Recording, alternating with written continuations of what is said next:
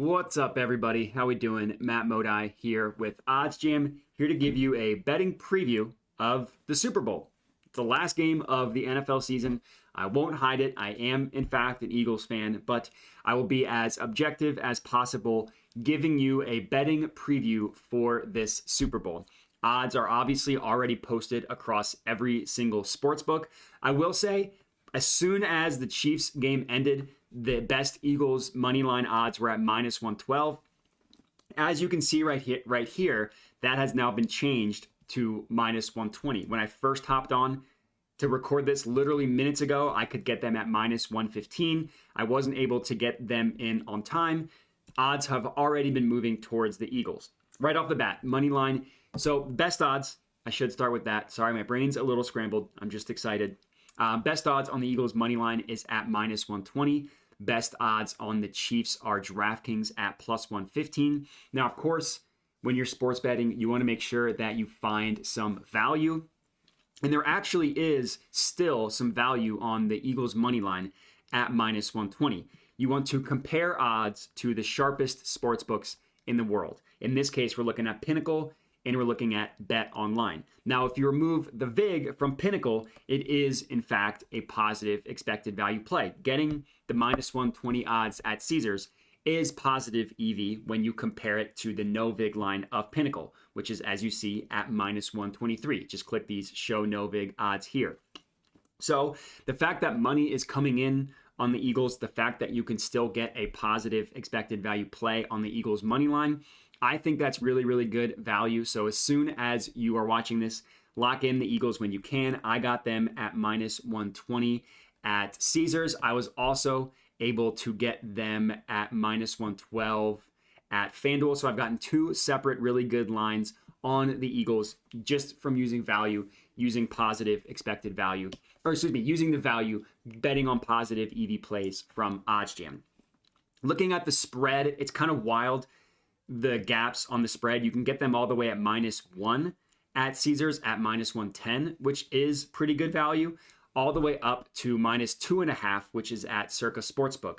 Majority of sportsbooks, sharp sportsbooks, meaning Bet Online and the Pinnacle line, do have the Eagles at minus 2. So if you don't want to sacrifice the juice of the minus 120, you can get them at minus 1 at minus 110 odds. That's also a really good value considering, again, sharp books have this at minus 2, and Pinnacle actually favors the Eagles at minus 2. They have the Eagles at minus 108. They have the Chiefs at minus 102. They're favoring the Eagles. So lots of value right off the bat coming in on the Eagles. That's not me being an Eagles fan telling you that. That's me looking at the value across the sports books and what the sharp sports books have telling you that. So I'm not being biased here, I promise. When it comes to the total, it's a pretty high number, and massive is a little bit dramatic. It's a pretty high number, 48.5, but we are getting some really, really good value at under 50 at WynnBET. Every single sportsbook has it at 49.5, except for WynnBET, which has it at 50. Now, that half point is a huge deal in the grand scheme of things, especially because Pinnacle favors the under at 49.5 as well. So the guess here is that money is going to continue to come in on the under, at least as things currently stand. Money is coming in on the under. So the fact that we can get it at 50, again, is really, really good value.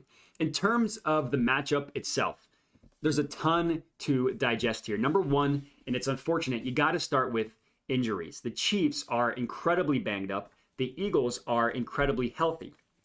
If you look at the Eagles starting roster at week 1, they are not missing a single starter from that opening day roster. That is remarkable health that the Eagles have.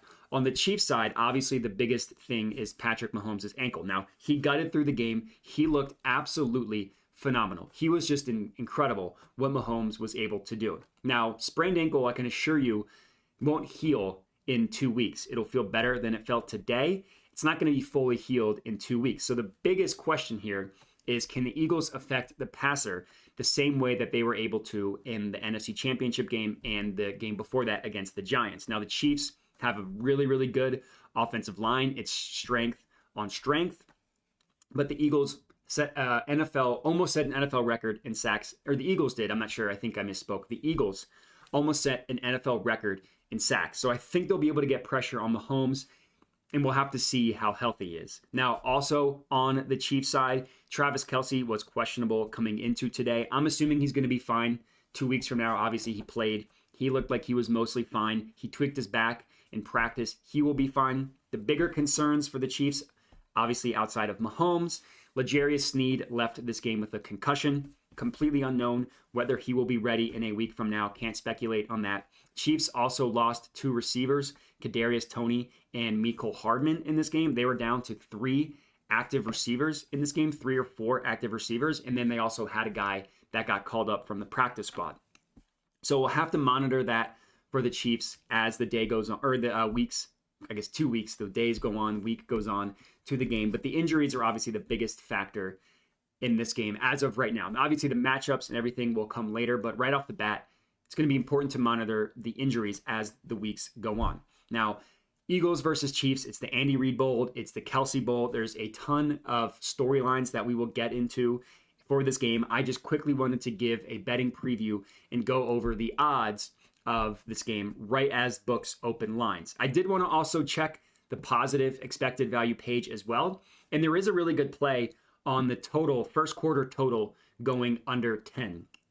So FanDuel prices this at -118, excuse me, and the OddsJam Perfect line, the no vig odds on this one price this at almost -125. So there's a 7-cent gap between the FanDuel line and the no vig line on this one, -125 odds, or the -125 is the no vig line, the OddsJam Perfect line, -118 is what FanDuel's giving us. So I locked in this one as well. I put risked to win a full unit on the first quarter under 10 at -118 odds. When it comes to profitable bets, look no further than the positive expected value page. Look no further than the screen or the OddsJam line shopping tool. Tons of different avenues for you to find profitable bets. For me, I use the positive EV page a ton. That's what I will be monitoring as the week goes on, just hammering bets from the positive EV page. But right off the bat, couple bets for you guys to lock in. First quarter total under 10, -118 odds. Eagles money line, -120 on Caesars, or Eagles spread -1, -110 at Caesars, also, so 3 bets total, the under 50, -108 at WinBet. And that's it. So just a quick betting preview for you guys. If you're tailing any of these, comment and let me know. If you want to follow me on social media as I just continue to have a mental breakdown leading up to the game, by all means, at my Twitter handle you see on the screen here. And that's it. So appreciate everybody watching and have a good one.